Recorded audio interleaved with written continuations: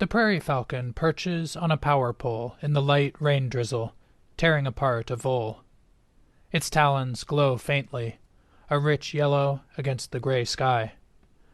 The electrical lines hiss faintly in the rain. Today I'm with avid birder and acclaimed children's book author Sneed Collard. Find out more about his books at sneedbcollardii.com. We're driving slowly through western Montana's Mission Valley, looking for birds in the snow-covered fields. Hi, I'm Shane Sater, author of the What's Going On Out There blog. This story is from February 4th, 2023, and it's titled, Chasing Rumors of Spring in the Mission Valley. If you're a more visual person and want to follow along with text and photos while you listen, you can also find this story on my website, what'sgoingonblog.org. So now, let's continue with the story. 19,000 years ago, a glacier crept down from the north where Flathead Lake exists now, a slow but powerful conveyor belt of ice, reshaping the landscape. Where we are today, the glacier spilled into the watery vastness of Glacial Lake Missoula. As the ice transformed to frigid water, the glacier dropped its load of sediment into the lake. These are the rocks, silts, and clays that make up the modern landscape around us. The gently undulating terrain is packed with pothole wetlands. After Glacial Lake Missoula emptied, permafrost heaved the ground. Chunks of ice mounded the earth with the power of their freezing. And when they melted, they left behind thousands of wetlands. During the warm season, Sneed tells me, these wetlands can be full of cinnamon teals and other ducks. But today, they're all frozen and birdless. Instead, our attention is focused on the fence posts, power poles, and irrigation lines where the raptors are perching. Part 1. A Valley of Voles. This valley is excellent habitat for overwintering raptors. According to Beth Mendelsohn of the Owl Research Institute, there are lots of voles here this winter, an excellent food source for many of our raptors. Even during today's casual birding, we can see signs of this abundance of voles. It's not just the prairie falcon. A few minutes before, we had watched a female northern harrier catching a vole in a hayfield. The harrier's success would prove short-lived, though. One of the many common ravens in the area saw her and flapped towards her, croaking. The harrier dropped her prey, and then plunged to the snow, evidently trying to recover it. But apparently the vole had already managed to dive beneath the snowy blanket. The harrier took off with empty talons, and the harassing raven got nothing for its pestering either. Part 2. Plants among the snow. The snow is soft on this relatively mild, drizzly winter day. To the east, the imposing Mission Mountains are shrouded in clouds, and a gray curtain of rain covers their flanks. We can see grasses poking up out of the snow in many areas. From time to time, we drive past extensive patches of teasel. To me, the presence of this non-native plant in this valley is very noticeable.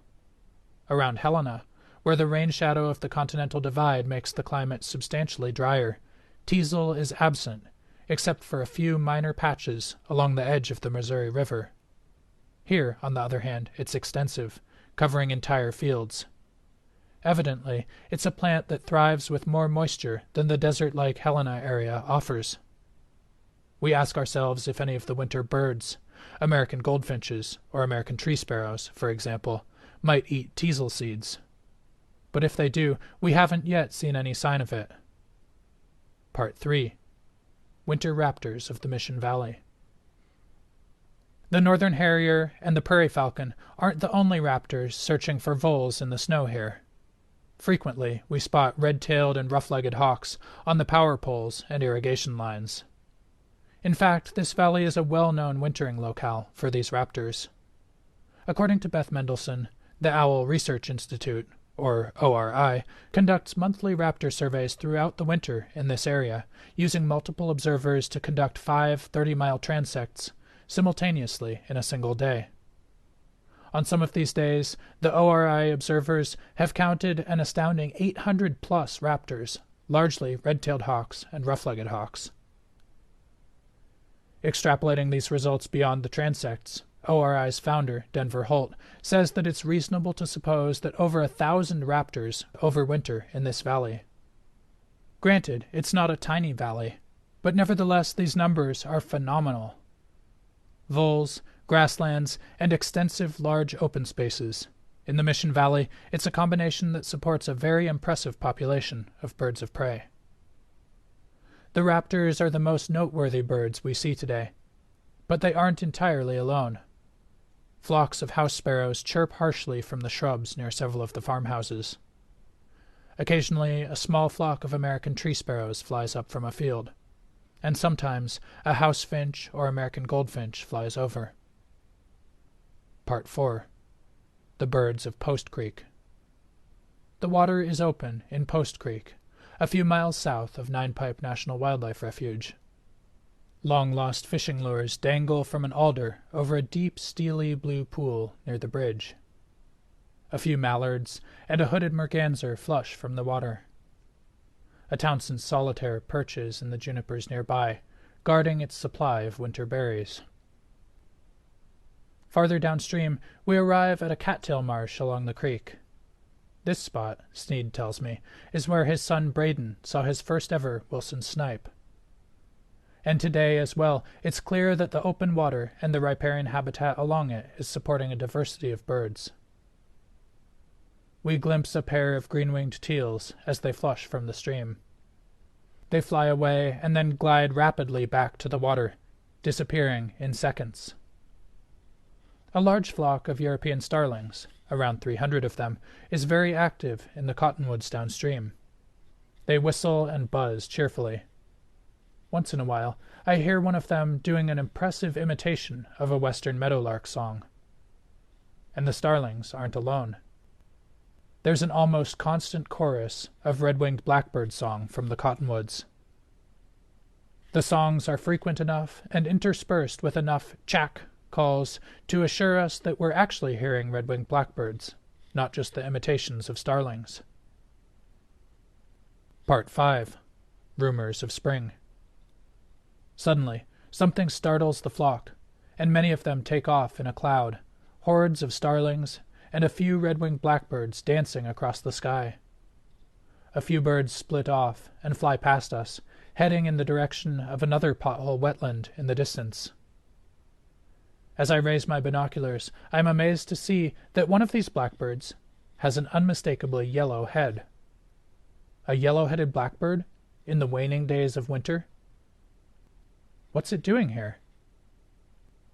It's a solid 2 months early for this species to show up, a definite surprise. But if we were to see a yellow-headed blackbird today, this certainly seems like a good place for it, with these marshes, cottonwoods, and the open water. Spring isn't here yet, but it's inching closer. We can glimpse it in the heart-lifting song of the red-winged blackbirds, the gentle drizzle, and this unexpectedly early yellow-headed blackbird. And while winter lasts, these snow-covered fields and icy potholes are supporting hundreds of hawks and the occasional prairie falcon, gathering a bounty of voles. Thanks for listening. This story, like all of my work, is possible only because of the generous support of listeners like you. Again, you can also find it in written form, along with lots of photos, on my website, whatsgoingonblog.org.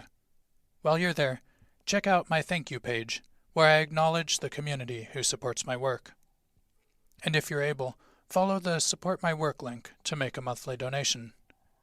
For as little as $5 a month, you can become a milkweed supporter, an integral part of the community that helps me continue sharing these stories. Thank you. Until next time, get outside. And while you're out there, start looking for the first hints of spring. What are you seeing?